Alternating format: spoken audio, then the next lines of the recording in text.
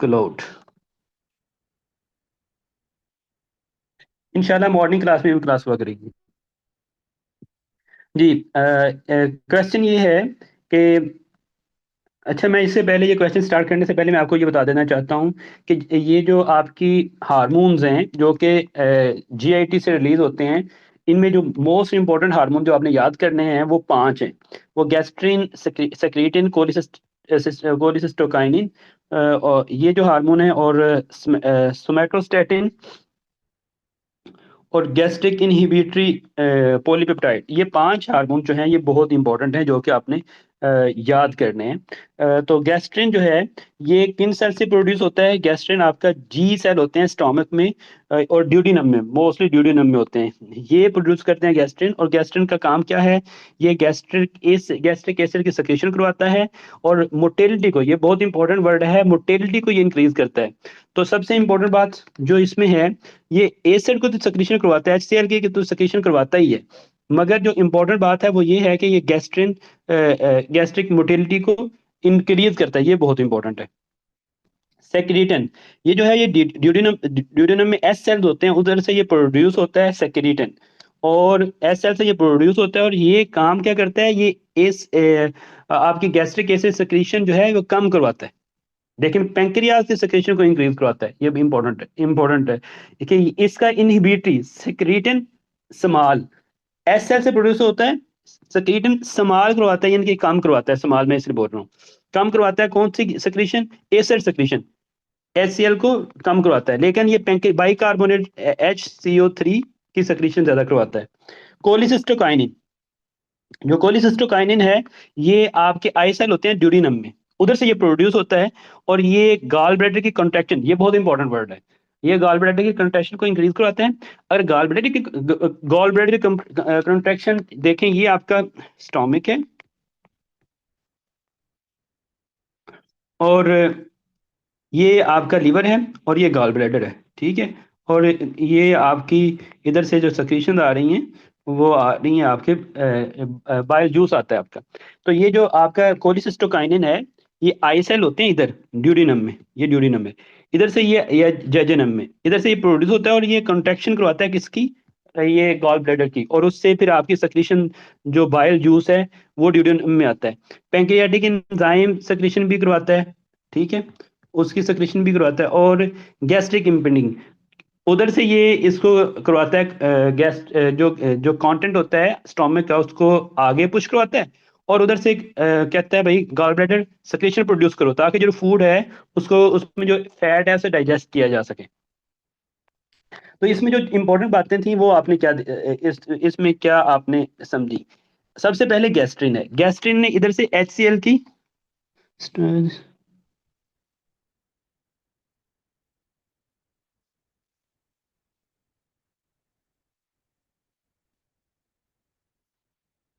this will stop other screen sharing to you.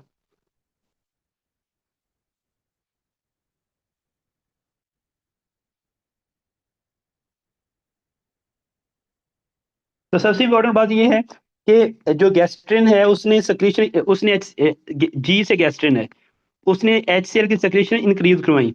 S से सक्रीटन है, सक्रीटन ने इनको कम करवाया, और मोटेलिटी इसको कम करवाया, गैस्ट्रिन ने मोटेलिटी को भी इंक्रीज करवाया। जो मिनट यार, क्या हो रहा है sir? Stop register after 40 minute, then again recording sir. Okay, मुझे याद करवा देना है, अगर 40 मिनट के बाद आपने याद मुझे करवा देना फिर। हम्म।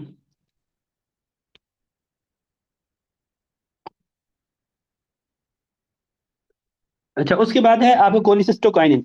कोलिसिस्टोकाइनिन का मतलब ये है कि ये आपकी गॉल ब्लैडर की कंट्रैक्शन करवाएगा। अगर ये इसकी सक्रीशन कम हो जाए किसी वजह से तो क्या होगा? गॉल ब्लैडर गॉल ब्लैडर की कंट्रैक्शन नहीं होगी, जो उसके अंदर बाइल होगा, जो उसके अंदर बाइल होगा उसके अंदर ही रहेगा, और अगर बाइल उसके अंदर रहेगा तो क्या बनेंगे? गॉल स्टोन बनेंगे। तो इसकी सक्रीशन जो होना वो बहुत इंपॉर्टेंट है। अगर ये कोलिसिस्टोकाइनिन कम होगा तो आपको कौन सी क्या हो सकता है? आपको गॉल स्टोन हो सकते हैं। तो कौन सी चीज है जो ये काम करवाती है? जो सोमैटोस्टेटिन है ना, ये अगर इसकी इसका ट्यूमर बन जाए, इसकी सक्रीशन ज्यादा होना शुरू हो जाए, तो ये जो आपका कोलिसिस्टोकाइनिन है ये इसको इनहिबिट कर देता है। अब कोलिसिस्टोकाइनिन नहीं होगा तो गॉल ब्लैडर की कंट्रैक्शन होगी, गॉल ब्लैडर की कंट्रैक्शन होगी नहीं होगी, तो ये जो इधर इसके अंदर जो बाइल जूस है वो इसके अंदर रहेगा, स्टेसिस होगी और वो स्टोन बना देगा। तो जो क्वेश्चन है ना वो आपका वो ये है कि जो स्मेटोस्टेटिन इसका हो जाता है ट्यूमर और इसकी सेक्रेशन बढ़ जाती है। जब इसकी सेक्रेशन बढ़ जाती हैं तो ये जो आपका लीवर के अंदर वो है गॉल ब्लैडर, इसकी इसको किसने करवाना था? कोलिसिस्टोकाइनिन ने। तो जब इस स्मेटोस्टेटिन ज्यादा होता है तो ये इनहिबिट कर देता है कोलिसिस्टोकाइनिन को। तो कोलिसिस्टोकाइनिन जो है अब वो नहीं करवा सकेगा आपकी कोलिसिस्टोकाइनिन इसको इसकी कॉन्ट्रैक्शन नहीं करवा पाएगा, स्टेसिस होगी तो गॉलस्टोन बनेंगे। तो ये आपका एमसीक्यू है, गॉलस्टोन। तो किस ट्यूमर में गॉलस्टोन बनेंगे? स्मेटोस्टेटिन के ट्यूमर में। तो स्मेटोस्टेटिन क्या करवाता है? स्मेटोस्टेटिन हर चीज को कम करवाता है। कहाँ से प्रोड्यूस होता है? ड्यूडिनम से।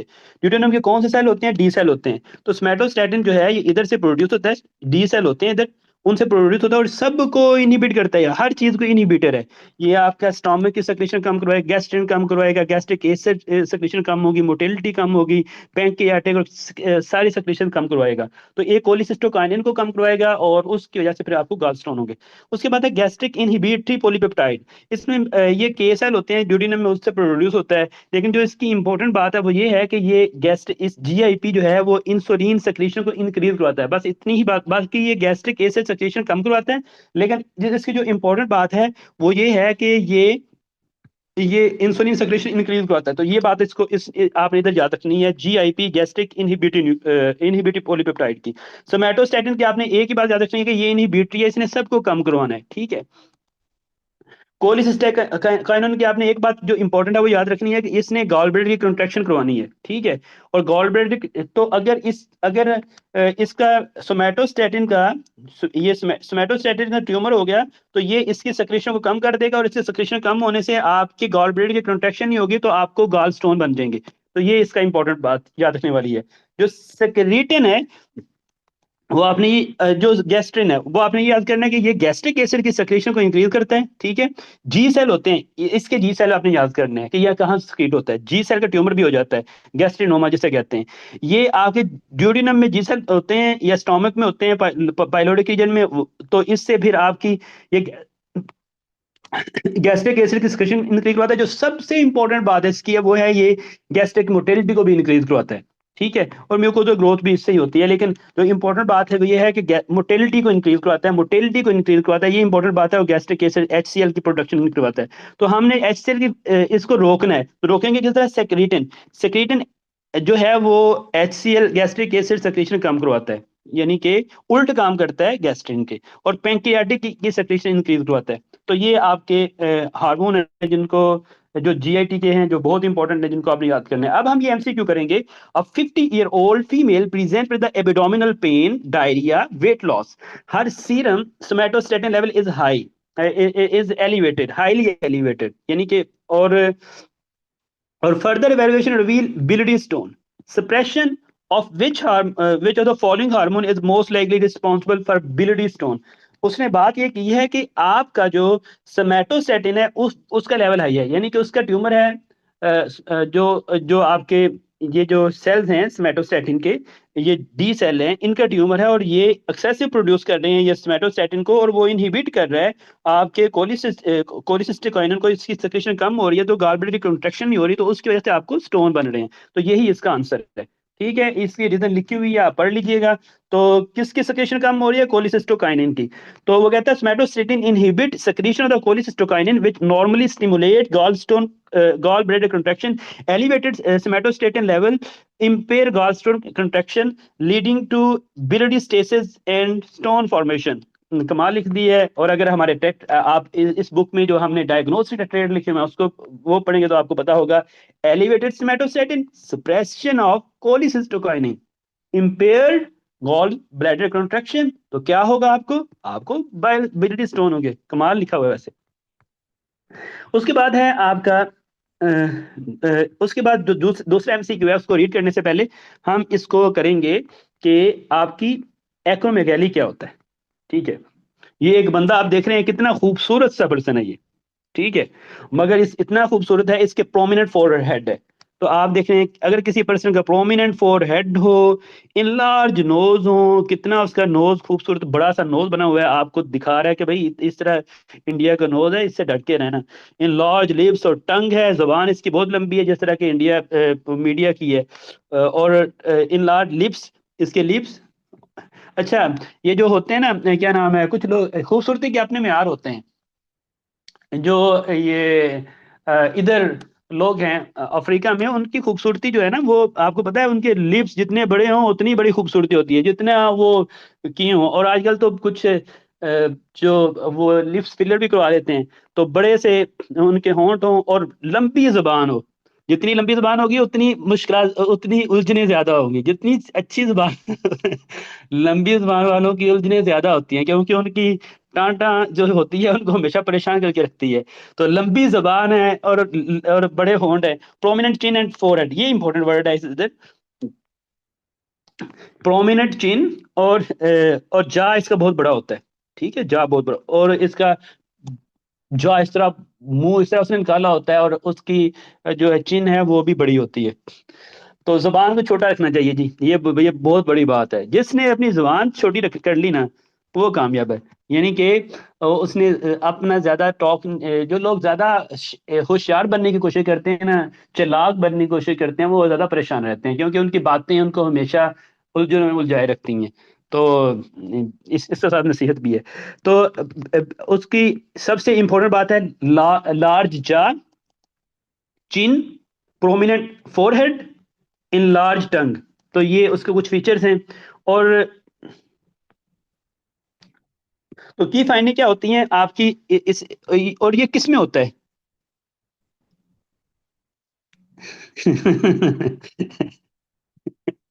और वह जबरदस्त है।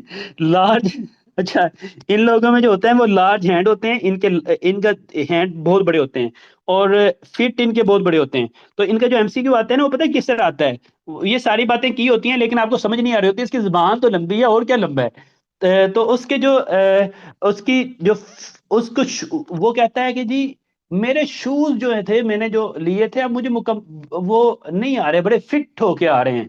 तो उनके शूज छोटे हो जाते हैं क्योंकि उनके पाँव बहुत बड़े होते हैं। तो यही टिपिकल वर्ड लिखा होता है आपके एमसीक्यू में। अच्छा, वो कहता है जी मैं रिंग पहनता था, अब वो रिंग मुझे पूरी नहीं आती, वो फंस गई हुई है। मतलब तो उसकी इतना ग्रोथ हो रही होती है कि उसके हैंड बहुत बड़े हो जाते हैं। तो जो पहले रिंग थी वो थोड़े ही स्मॉल टाइम में अब उसको फिट नहीं आ रही। तो ये उधर क्लू होते हैं आपके एमसीक्यू में। तो ये क्लू, इस तरह क्लू होते हैं। तो आपकी लार्ज हैंड होते हैं, फिट होते हैं, कोर्स फेस होता है जिस तरह मैंने बता दिया, डीप वॉइस होती है। ओए, तुम क्या कर रहे हो, डीप वॉइस होती है। और विजुअल प्रॉब्लम भी आ सकती हैं। तो ये इसकी प्रेजेंटिंग वो होती हैं, सिम्टम्स होते हैं जो आप इसमें देख सकते हैं। अच्छा G8, और अच्छा इसमें प्रॉब्लम क्या होता है? ग्रोथ हार्मोन, जिस उसका ट्यूमर, पिट्यूटरी का ट्यूमर है, उधर से वो ग्रोथ हार्मोन जो है उसको ज्यादा और ग्रोथ करवाता जा रहा है। तो ये, तो इसकी वजह से क्या हो रही है? एक्रोमेगैली हो रही है। एक्रोमेगैली का आपको पता ही है, ये उसके साइड सिम्टम मैंने बता दिए हैं। उस डायग्नोसिस किस तरह करना होता है? जो डायग्नोसिस होता है उसके लिए आपने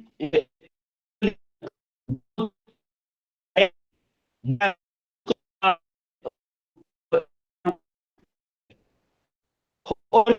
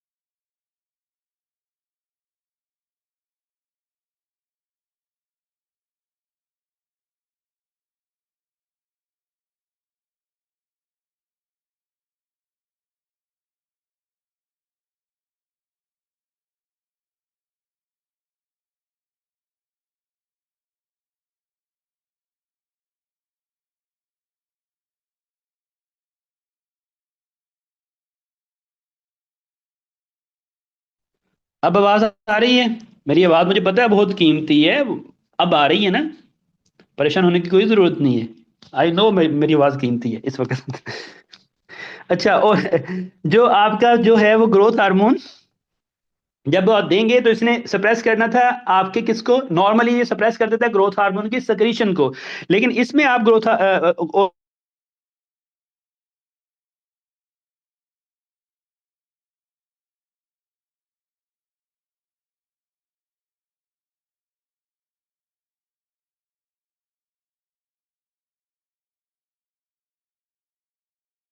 ये डायग्नोसिस एक्रोमेगैली या ग्रोथ हार्मोन का ट्यूमर है, तो फिर आप करते हैं एमआरआई स्कैन करते हैं, यानी कि आप देखते हैं, इमेजिंग करते हैं और देखते हैं कि ब्रेन में कहाँ ये जो ट्यूमर है जिससे ये सेक्रेशन हो रही है।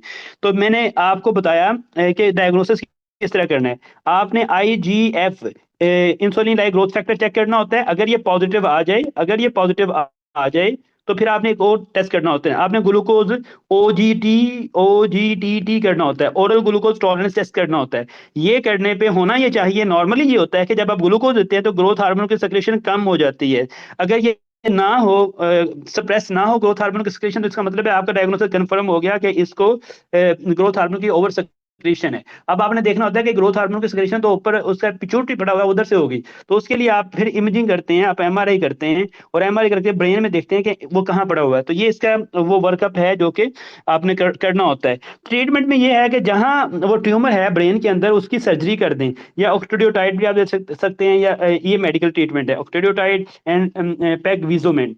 तो ये उसके मेडिकल ट्रीटमेंट है, लेकिन जो उसका डेफिनेटिव ट्रीटमेंट है वो सर्जरी होता है। जो इसमें कॉम्प्लिकेशन होती हैं वो बहुत इंपॉर्टेंट है। कार्डियोमायोपैथी हो सकती है, डायबिटीज हो सकती है, और कोलोन पॉलिप हो सकते हैं, क्योंकि ओवर ग्रोथ होगी ना हर चीज की, तो कोलोन में पॉलिप बन सकते हैं, डायबिटीज हो सकती है, या फिर कार्डियोमायोपैथी। अच्छा, जो बज वर्ड है, बज वर्ड का मतलब होता है वो वर्ड जिससे जो आपको बता रहे होते हैं, जो आपको हिंट दे रहे होते हैं, जो आपको क्लू दे रहे होते हैं, वो क्या होते हैं? आप इंक्रीज शू, भाई मेरे अब पहले मैं जूते पहनता था, अब मुझे जूते पूरे नहीं आते और मुझे वो पड़ते हैं। तो प्लीज, मेरे शूज मुझे पूरे नहीं आते। और रिंग साइज, और मंगेतर वो अपने वो रोज से डिमांड कर देती है कि अब मेरी जो पहले आपने अंगूठी पहनाई थी वो छोटी हो चुकी है, अब मुझे नई अंगूठी लेके दें और वो भी डायमंड की हो। तो तो रोज उसकी जो अंगूठी है वो छोटी हो, जो रिंग है वो छोटी हुई होती है। और growth hormone not suppressed by the glucose, pituitary mass आपको इमेजिंग पे मिलता है। हो गया डायग्नोसिस? एक्रोमेगैली याद हो जाएगी। तो ये है एक्रोमेगैली। अगर अडल्ट अडल्ट होने के बाद ग्रोथ हार्मोन जो है वो ज्यादा हो, तो उस तो वो एक्रोमेगैली कहते हैं, उसे एक्रोमेगैली करवाता है। अगर ग्रोथ हार्मोन बिफोर अडल्टहुड ज्यादा हो तो वो गिगेंटिज्म करवाता है।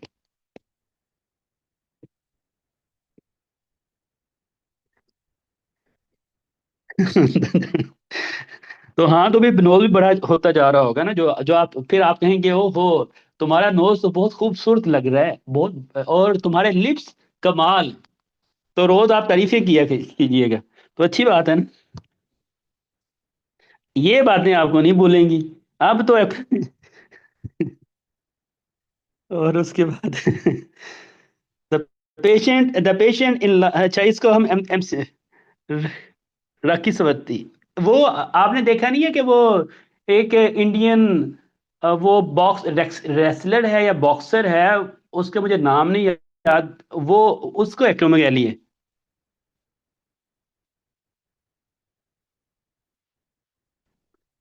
तो Kali Kali, a 40 year old man complain of the increase head size. उसको जो पहले वो हेड पहनता था वो पूरी नहीं आ रही, वो अब उसे नई हेड लेनी पड़ रही है रोज ही। उसकी मंगेतर ये कहती है कि मुझे अब नई हेड लेके दो। और हेडिक, अच्छा इसमें ये भी इंपॉर्टेंट है, उसको हेडिक भी होती रहती है, ठीक है। और इंक्रीज, और when he wake up, when he wake up the morning, physical examination reveal mild hypertension, prominent jaw with space between teeth, ये भी बहुत इंपॉर्टेंट वर्ड है। Large hand and feet, generalize muscle weakness, और his symptom are caused by the excessive which hormone. तो ये यहाँ कुछ और इंपॉर्टेंट बातें जो मैं बताना चाह रहा हूँ, उसको आमतौर पे वो पर्सन कंप्लेन करते हैं कि उनको हेडेक होती है जब वो सुबह उठते हैं, और उनको हाइपरटेंशन, कार्डियोमायोपैथी, कार्डिक प्रॉब्लम आती है, इनको हाइपरटेंशन भी होती है, उनका बीपी जो है वो रेज रहता है, प्रोमिनेंट जा होता है, स्पेस, हाँ उनके जो ये दांत होते हैं ना, उनका जा बड़ा होता है, तो इसलिए उनके जो दांतों में स्पेसेस होती हैं। अब हर एक जिसके दांतों में स्पेस होगी उसको ये नहीं कहते ना एक्रोमेगाली है, लेकिन अगर कोई बहुत बड़ा हो तो फिर। और टीथ और large hand and feet, generalize muscle weakness. तो आपको ये पता चल गया कि इसमें आपने किस तरह डायग्नोसिस बनाना है। तो इन large hand and feet, prominent jaw, generalize muscle weakness consistent with acromegaly, excessive growth hormone होता है, और इसमें पिट्यूटरी एडिनोमा जो इसकी कॉज है, जो कि ज्यादा ग्रोथ हार्मोन प्रोड्यूस कर रहा है। तो ये देखिए डायग्नोस्टिक क्राइटेरिया क्या लिखा हुआ है, increase head size, in large hand and feet, prominent जा, हेडेक ऑफन ड्यू टू, ये आपकी एक्रोमेगाली है। तो कितना खूबसूरत है, वाह कमाल बनता है यार ये तो। उसके बाद है उसके बाद नेक्स्ट, नेक्स्ट जो है दांतों की स्पेस वाले को कहते हैं खुश नसीब है, तो फिर आप खुश नसीब हो जाए। अच्छा। अच्छा, उसके बाद है आपका थर्ड एमसीक्यू। पहले हम टॉपिक वाइज करेंगे, बस ये एमसीक्यू करके उसके बाद हम जो है ना वो ओनली जो हमारे पेड स्टूडेंट्स हैं वो फिर होंगे। डॉक्टर अमानुल्लाह बस ये एमसीक्यू कर लें। अच्छा, ये है आपका इसको करवाने से पहले मैं हाशिमोटो थायराइडाइटिस करवा दूंगा, ताकि फिर आपको एमसीक्यू की सही तरह समझ आए कि एमसीक्यू पूछा किस तरह जाता है। तो जो हाशिमोटो थायराइडाइटिस है वो एक ऑटो इम्यून डिजीज है। 1 मिनट।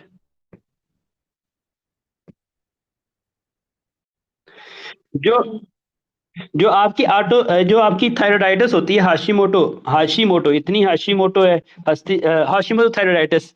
अच्छा, इसमें ये होता है कि जो आप उसका होता है जो थायराइड ग्लैंड होता है उसके अगेंस्ट एंटीबॉडी बनती है। कौन सी एंटीबॉडी आपको याद रखनी है हाशिमोटो थायराइडाइटिस में? वो एंटीबॉडीज हैं anti TPO, anti TG AB, ABS antibodies कहते हैं। ये है anti thyroid peroxidase antibodies, anti thyroid peroxidase antibody. ये बहुत इंपॉर्टेंट है, ये याद रखनी है, और कुछ याद रहे ना रहे।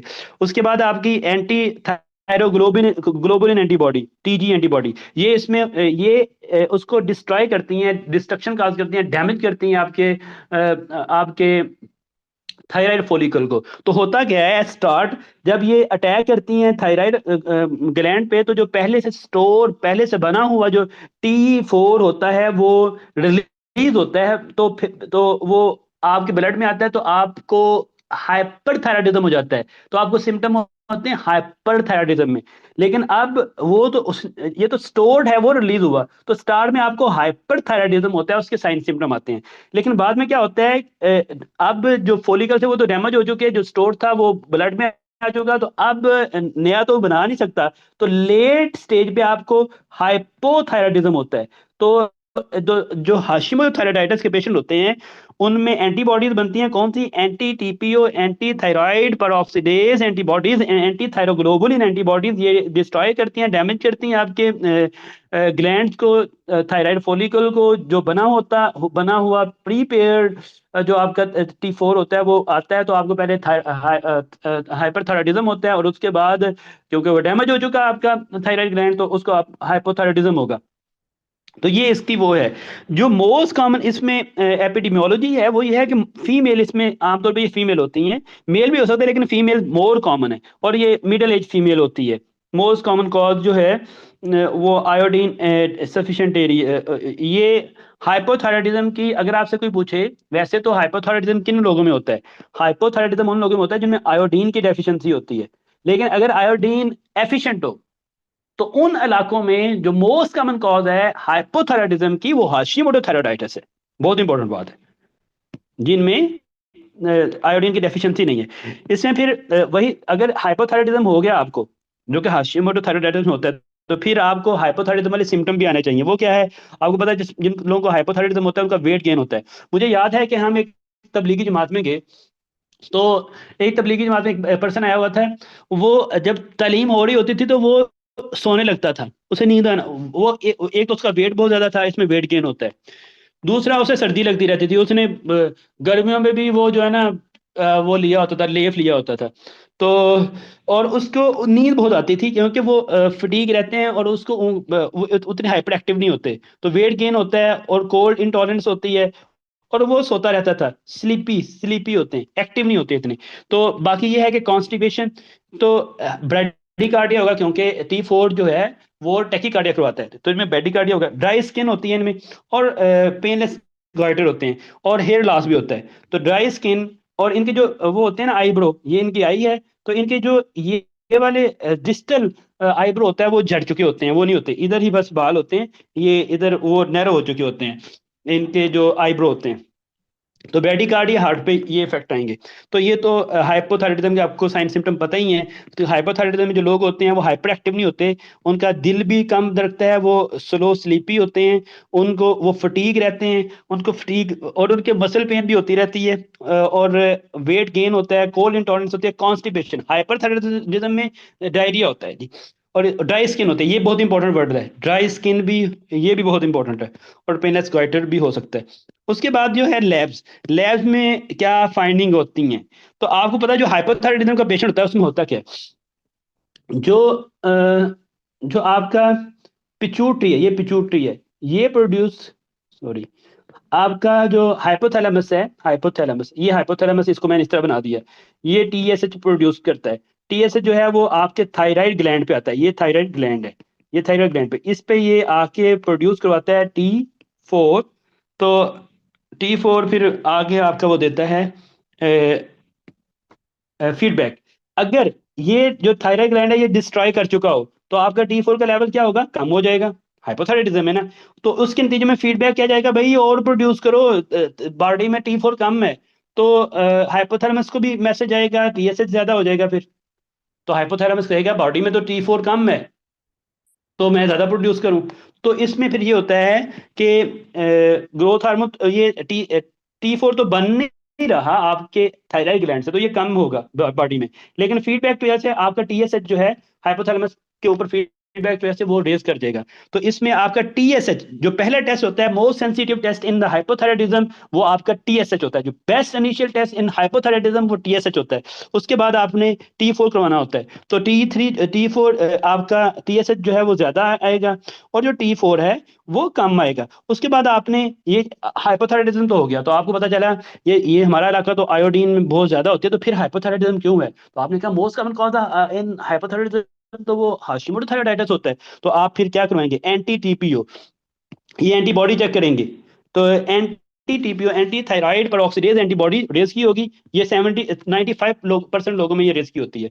और फिर दूसरा जो है वो एंटी थायरोग्लोबुलिन एंटीबॉडी रेस की होगी, तो ये आपका डायग्नोसिस बन जाएगा। फिर आप कहेंगे यार अब मैं कंफर्म कर लूं कि यही है, फिर आप जाएंगे हिस्टोलॉजी, बायोप्सी लेंगे, और एफएनएसी करवाएंगे, है फाइन नीडल एस्पिरेशन, ये करेंगे, और आप बायोप्सी की रिपोर्ट मंगवाएंगे। जब बायोप्सी की रिपोर्ट आएगी तो आप कहेंगे हर्थर सेल आपको मिलेंगे उसमें, और lymphocyte infiltration with the germinal center, lymphocyte lymphocyte infiltration in germinal center में, लिम्फोसाइट की इन्फ्लिट्रेशन आपको मिलेगी, और आपको हर्थर सेल भी मिलेंगे। तो ये आपका डायग्नोसिस कंफर्म हो जाएगा।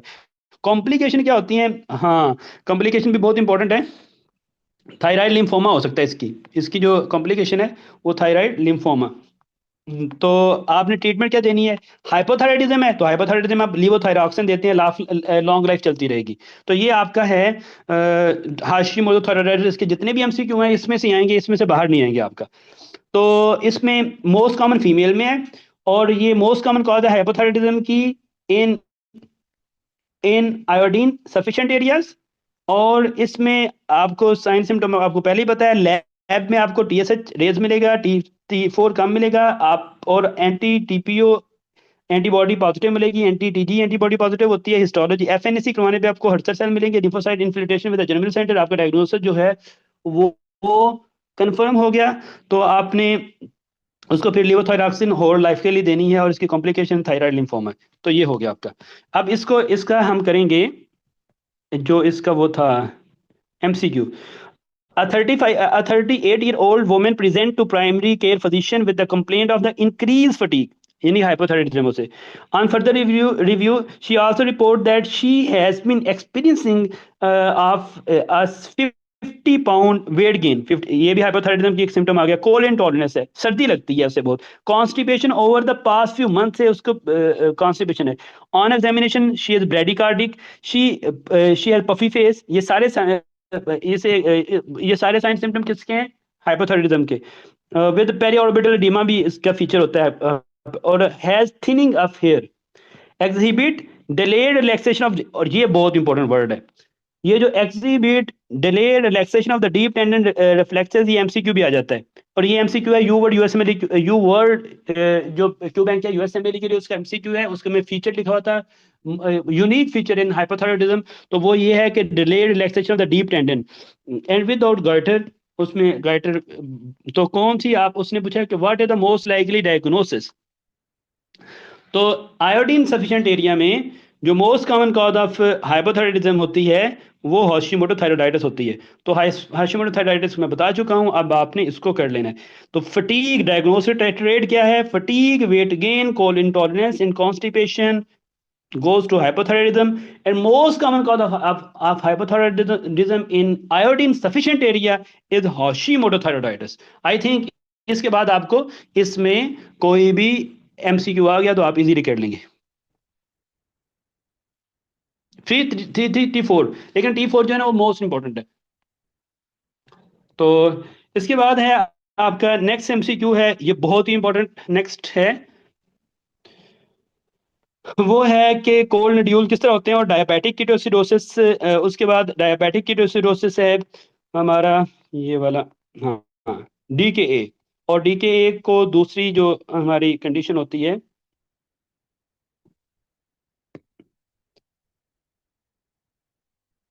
हाइपर ऑस्मोलर हाइपरग्लाइसेमिक स्टेट, इससे डिफरेंशिएशन किस तरह करनी है और इसके क्या फीचर्स हैं।